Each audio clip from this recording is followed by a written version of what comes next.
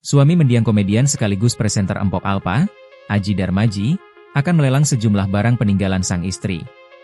Ia menyebut, hasil lelang tersebut sepenuhnya akan disedekahkan. Adji Darmaji diketahui merupakan suami kedua sekaligus manajer yang selama ini mendampingi dan mengatur karir Empok Alpa. Ia menegaskan, lelang ini bukan untuk menghapus kenangan, melainkan bentuk penghormatan bagi sosok istri yang dikenal suka berbagi. Iya, saya mau sedekahin melalui live saya, satu-satu. Barang-barang almarhumah nanti dilelang, hasilnya buat sedekah, ujarnya saat ditemui di kawasan Warung Buncit, Sabtu, 11 Oktober 2025. Ia menuturkan, selama hidupnya Empok Alpa dikenal dermawan dan kerap membantu orang lain. Karena itulah, dirinya ingin melanjutkan semangat kebaikan tersebut melalui kegiatan lelang. Meski melelang sebagian barang peninggalan sang istri, Adji tetap menyimpan sejumlah benda pribadi yang memiliki nilai emosional.